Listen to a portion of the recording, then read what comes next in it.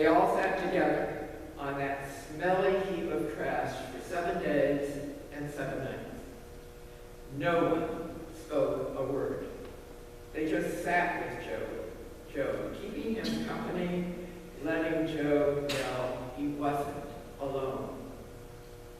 Sitting in silence was the best thing these friends ever did for Job, because when they finally decided to open their mouths and speak up, they managed to stir up all kinds of trouble for Job, and that was the last thing he did. You see, the friends decided one by one to lash out at Job, to point out all of his faults and shortcomings, declaring he must have done something to deserve this punishment.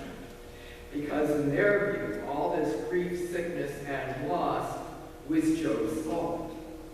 Job must have messed up somewhere along the way, because otherwise God wouldn't have done all this nasty stuff to him. Think about it, Job, they said. If you do good, God will reward you. And if you do bad things, then bad things are going to happen. That's just how it works. Confess, Job. Open up to whatever terrible things you did. Maybe then God will decide to listen. The tirades go on and on. The friends let Job have it for a number of chapters in this story.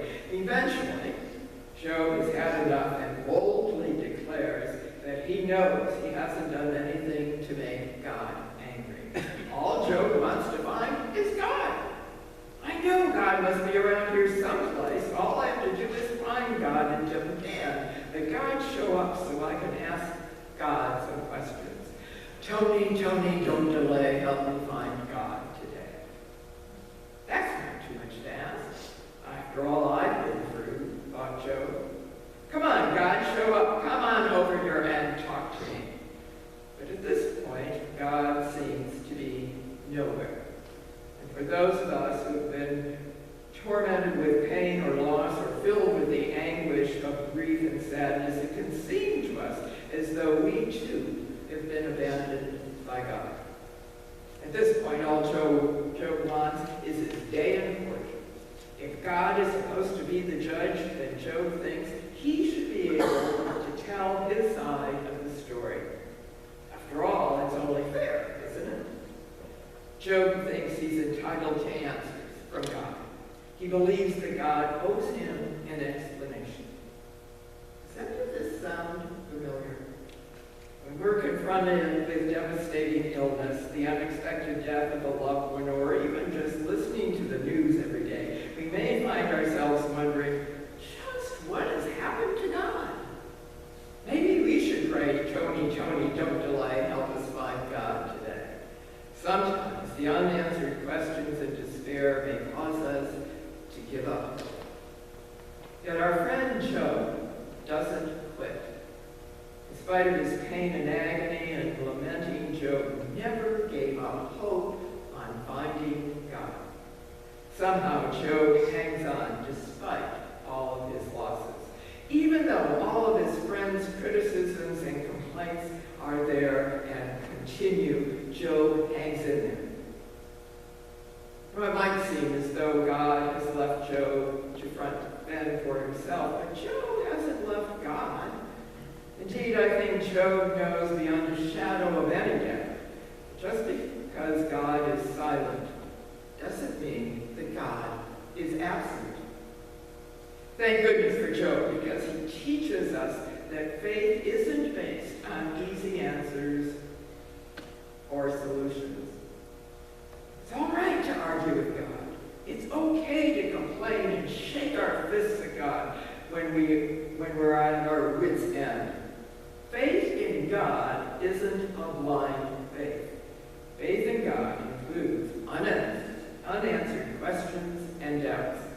As one author writes, arguing with God is an act of deep faith, deeper perhaps than passive acceptance of whatever happens as God's will, or a simple theological rationalization for why things are. But that's not quite the story in our gospel lesson today. As you heard, once upon a time there was a fellow who who stepped right up to Jesus, recognizing him as a teacher and an authority about God. Now this guy knew the commandments.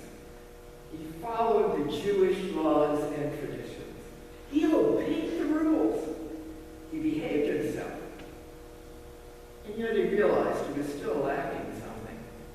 He just wasn't sure God was around. He needed to know how to find God. What do I have to do, Jesus, to have God's love surround me all my days on earth and forever? What am I missing, Jesus? Perhaps the Tony prayer could work for this man as well. At any rate, our friend was looking for God in some easy answers. As William Willimon points out, many of us are just like this man. Willimon calls it a bumper sticker faith. Those spiritual laws, 6 basic fundamentals, and 4 Christian principles to live by. I think that's exactly what this guy had in mind. Easy answers, simple solutions, and I'll be off to find God. But once again, Jesus turns it all upside down. Jesus, who we are told was filled with love for this man, tells him very simply and plainly, give it all up. Give away everything you own, all your wealth, all your stuff, and give to those who don't have anything. And then you'll see that you really do have it all, including God's loving presence and grace. Now, I don't know about you, but I really can't blame that guy for running away as fast as his designer sandals could carry him. I think it's safe to say that none of us is about to give everything we have away. We have to have something for ourselves. It's just not fair for Jesus to declare that God expects us to give it all up. There's no doubt about it. This isn't a story many of us want to hear. We really can't bring ourselves to believe that Jesus expects anyone, especially us, to give everything we have to some poor slob we don't even know. Perhaps you've heard of Garrison Keillor, who tells all sorts of stories about his favorite fictional town, Lake Wobegon. This story from Keillor is about a Sunday morning in Lake Wobegon Lutheran Church. The sermon had been droning on far too long, and Clarence Bunsen had checked out early. He realizes it's almost time for the offering, so he quietly reaches for his wallet. Upon opening his wallet, Clarence discovers he has no cash. He takes out his pen and hides the checkbook in the middle of his Bible next to one of the Psalms. He begins to scratch out a check for $30 because he almost had a heart attack that week, and because somebody in the church will count the offering and he wants them to see he gave $30. He tries not to be obvious, but a lady to his right sees him. Clarence can tell she's thinking he's writing in the Pew Bible, so he doesn't look at what he's doing. She gives him a funny stare and turns back to the sermon. Clarence tries to quietly rip the check from the checkbook with limited success. Still not looking at what he's doing, so the lady in the pew won't know he has written out a check to the church. The offering plate comes by, and Clarence proudly puts his check into the plate, only to realize a moment too late that he has just written a check for $300, not $30, as he had intended. He accidentally wrote 300 on 2 different lines when he wasn't looking. What could he do? On the one hand, he couldn't go downstairs after church and find the deacons counting the collection and say, fellows, there's been a mistake, I gave more than I really wanted to. On the other hand, he gave all that he had in his checking account and a little bit more. Perhaps he and his family will have to eat beans and oatmeal for the rest of the month, Clarence thought, even though the contribution was going to a good place. One thing was for sure. In that moment, Clarence felt fully alive for the first time in a long first time Clarence could remember, he had put God first. Maybe that's what Jesus is trying to tell the rich man in the story today. Jesus spoke to this man with love and compassion, trying to help him understand that if he really wants to find God, then God has to come first. Abundant living has nothing to do with things and stuff that take up space and will someday be forgotten. Abundant living is found in the ways we give back to God all the things that have been given to us. And Jesus reminded his disciples who had given it all up to follow Jesus, that even in the midst of persecution and pain, the most dreadful and darkest moments of our lives, and in spite of our doubts and questions and our desires to put ourselves first, God is with us. After all, Jesus proclaims all things are possible with God. Thanks be to God.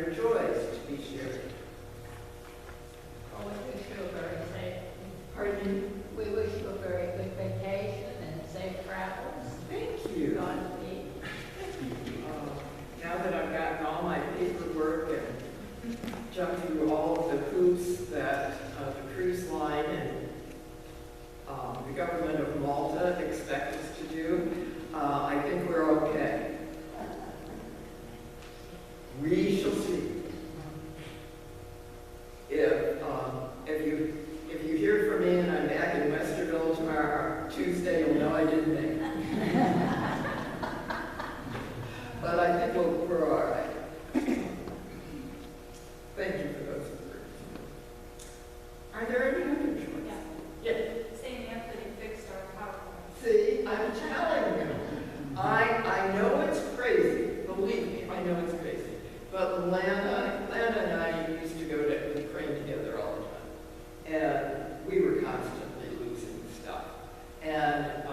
And Lana is a devout Roman Catholic, but she attended worship in Sycamore a lot at my church, at the UCC church. Go figure.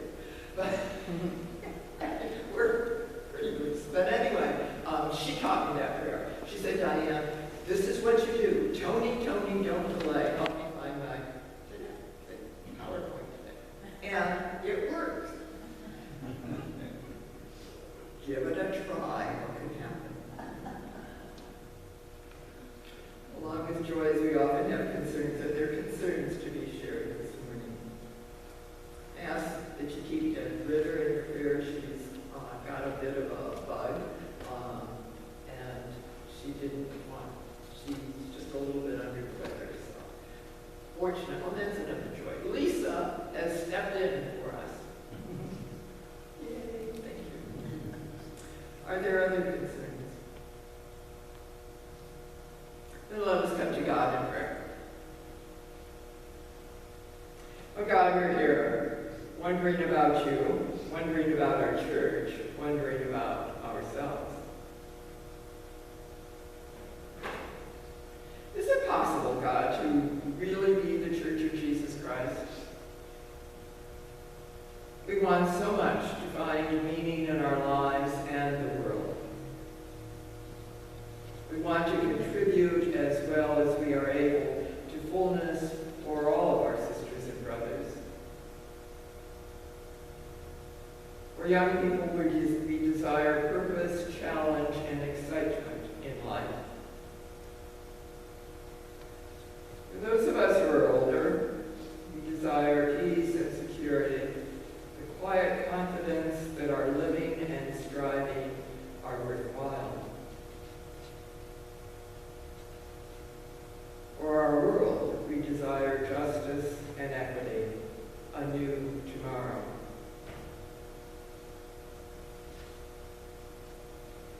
Is it possible, God, to really be the Church of Jesus Christ? Help us explore together the openness of your tomorrow. Give us courage to change where change is necessary. Give us wisdom to discover those things that can endure without changing.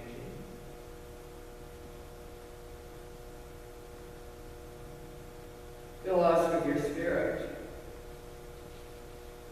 Blow freshness and fullness and newfound faith into our church.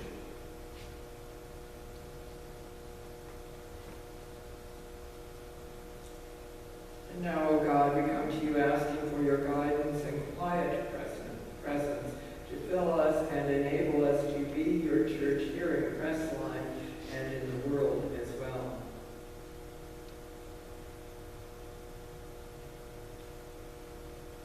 We offer you prayers for those whom we named here today. And we come to you now, each in our own way, with prayers, reflections, meditations, and questions. Hear us, caring God.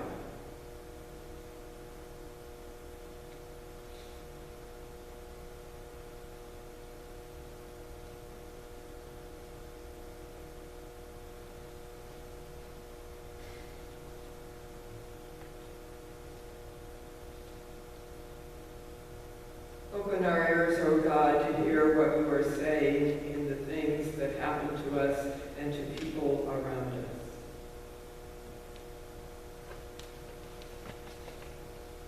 Open our hands to do your work well and to help wherever help is needed.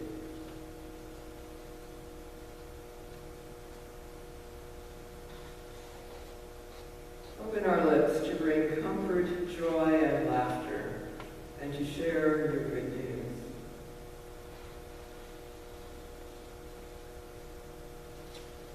Open our minds to discover new truths about you and our world.